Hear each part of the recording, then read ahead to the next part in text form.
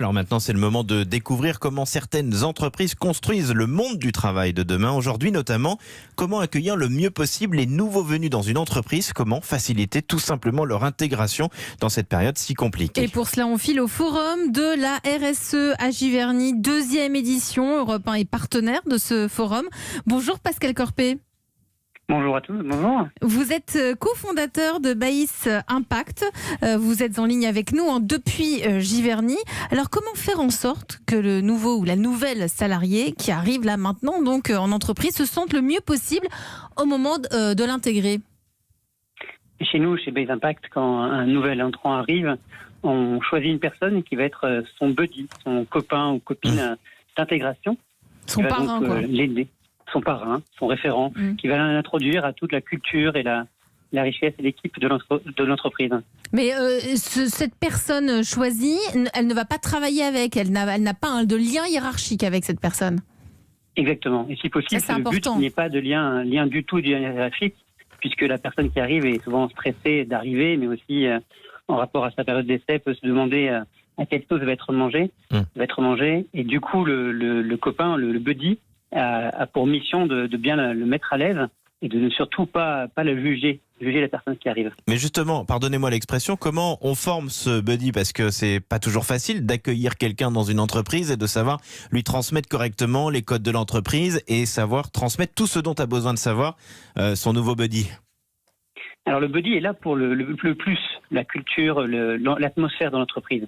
Pour tout ce qui est du travail et pour l'administratif ou le technique, c'est d'autres personnes qui s'en occupent. C'est le manager, ça peut être le RH. Le buddy va être là pour les autres questions. Donc toutes les autres questions, c'est la culture d'entreprise. C'est ce qui se dit devant la machine à café. C'est toute cette communication informelle qui fait qu'on comprend un petit peu dans quelle entreprise on se trouve. C'est plutôt ça. Exactement. Ça peut être des questions comme où sont les toilettes ou même comment à quelle heure je peux partir le soir. Ce qui est aussi très intéressant, c'est qu'on dit toujours, quand on prend un nouveau travail, il faut faire un retour d'expérience au bout d'un mois, se dire ce que l'on aime, ce que l'on n'aime pas. Et je crois que vous avez aussi mis en place cela dans votre solution, c'est-à-dire qu'au bout d'un mois, avec son buddy, on fait un point sur comment on se sent au sein de l'entreprise, si je ne dis pas d'ânerie. Exactement, non seulement comment on se sent, mais comment on a vécu l'intégration. Et on fait un retour non seulement au buddy, mais à toute l'équipe, pour dire qu'est-ce qu'il faut améliorer et qu'est-ce qu'on peut changer. Alors vous faites ça depuis 3 ans, et alors votre propre retour d'expérience à vous, c'est quoi? Alors en tant que buddy, les personnes qui accompagnent, c'est assez intéressant de prendre du recul, de revoir un peu l'entreprise sous un autre œil, de l'œil du nouveau, de voir qu'est-ce qui est différent par rapport à ce qui se fait ailleurs. Qu'est-ce qui a changé aussi, parce que parfois tout n'est pas rose pour les nouveaux. Oui, surtout en ce moment, avec la période de télétravail, c'est encore plus compliqué. Laurence Bloch, vous êtes la patronne du Plaza Athénée à Paris. On voit que de cette crise naissent plein de process différents, plein d'idées, même si là c'était déjà en place, mais ça s'accélère. Est-ce que vous aussi, vous avez réfléchi à des petits détails? Je sais pas, par exemple, je pense au sel et au poivre qu'on mettrait pas sur la table de la même façon, qu'on aurait désinfecté avant, puisque chacun l'utilise sur une table. Quelles sont les petites choses que vous avez changées en process? Complètement, on a revu 80 process dans tous les métiers, du voiturier en passant par la femme de chambre ou les serveurs. Donc, par exemple, on a revu, par exemple, les amendes. Les amendes, quand vous êtes à 3 autour d'amendes, comment on va faire? Parce que tout le monde va mettre ses mains dans les amendes. Donc, on a mis des cuillères en bois jetables. Les chambres, on a décidé de les désinfecter à la vapeur, une fois qu'elles sont nettoyées, bien sûr, à la vapeur.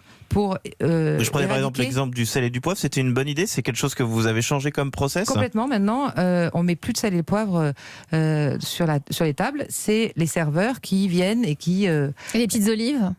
Et les olives, c'était déjà avec des pics. Donc ça n'a pas changé. Donc on n'a pas eu à Vous pensez que c'est des choses qui vont perdurer même après le Covid, parce que finalement c'est des normes sanitaires qui sont pas plus mal que cela à appliquer? L'avenir nous le dira, mais je ne suis pas sûre que tous...